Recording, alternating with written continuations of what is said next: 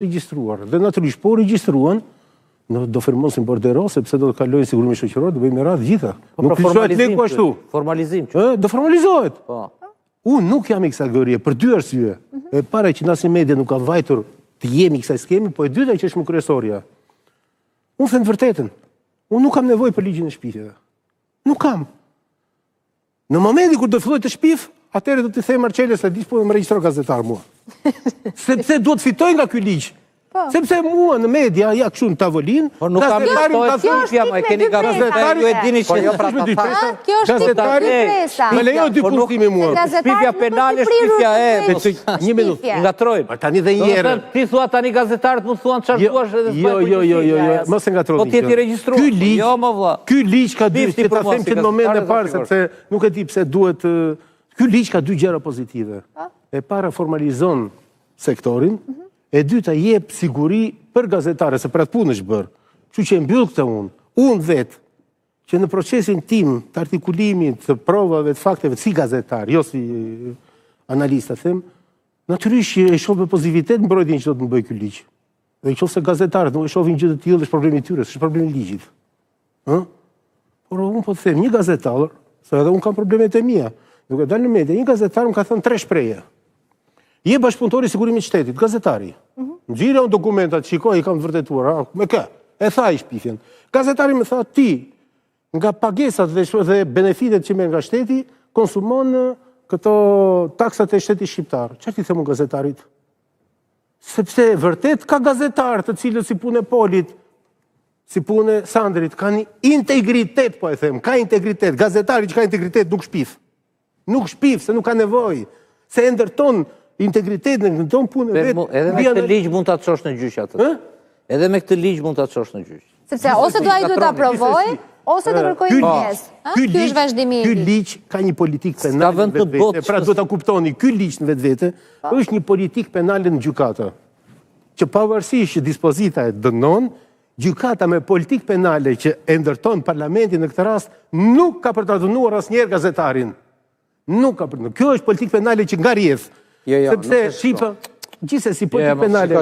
Ne kërkuam dekriminalizimin, jo unë, se unë se kërkova, se ne kemi qenë me unë personalisht dhe organizata jonë ka qenë me versionin e 14 viteve më parë. Dhe nëse keni vënë, ne nuk kemi... Nuk jeni përfshirë në këtë... Por ne morëm tani me këtë produkti që sjell, kjo është kriminalizimi i shpifjes dhe i fyerjes, që do penalizoj gazetarin. Se do vihet gazetari para gjykatës dhe do i thotë, më trego pak burime dhe ekziston risku për burimet e informacionit. Dhe shto dhe derivatet e tjera që sjell si pasojë. Nuk mendoj. Po kjo është një fushë. Pak të ligj, çipa. Na lër të flasim ne për këtë se kjo është. Okej, më jep, se është çështje që ju e dini. Jo, Polis më the për. Po nuk po keni rast. Unë kam debati për këtë rast. Jo, nuk mbyll debat. Jo, si e mbyllun nga ana ime. Po patjetër. Edhe po e them tani dhe po e mbyllun.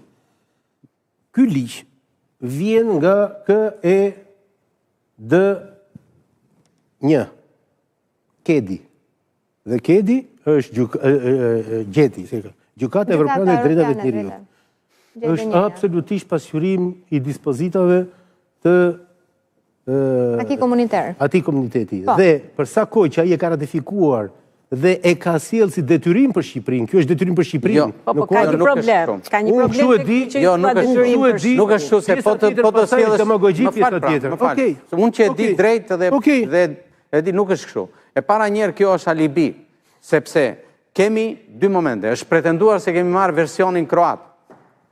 Dhe ju e dini shumë mirë. Kur përdore thotë kemi marrë versionin kroat, e para një që lidhje ka realiteti i medias Shqipëri me realitetin kroat. Gjetë në njërë zyrtarisht këtë, po gjithsesi mua zyrtarisht mund të shkruajtur e kam që është nga Gjykata Evropiane e Drejtave të Njerëzit. Zyrtarisht. E kanë thënë publikisht, e ke në sinkron, nuk e them unë, e ke në sinkron. E dyta, ka preambull ky ligj dhe thotë që është marrë nga kroati, po. Por në preambullin e tij, unë di që është marrë nga Gjykata Evropiane e Drejtave të Njerëzit dhe si imponimi i kërkesave të Komitetit Evropian në kuadër të atyre negociatave që bën. Unë kështu e di. Mund të kem gabuar unë, nuk di gjë. Por unë nuk e trajtova në atë plan, e trajtova. Është ligji më pozitiv që po bëhet për gazetarët dhe në mënyrë posaçme ajo që ju intereson ju. Ja, ta steroj çipa. Ka liri më tepër natyrisht që ka. A duhet të ketë më tepër? Unë kam pyetje. Unë nuk jam shumë liberal për të drejtë, Sepse ne nuk kemi përgatitur. Ora, ti ke 30 vjetë që do ta bësh këtë, kodën e etikës si gazetar nuk po e zbatoni më. 30 e ca vjetë ke që po merresh me këtë punë. Ke lënë lesh kur i themi ne me këtë punë, që ta bëje edhe nuk gjetet dot kompromisin. Nuk e gjetet dot. Se ky është realiteti, zotëri. Prandaj po them, ky është realiteti. Vazhdojmë tani. Nuk e gjem sepse këtu e para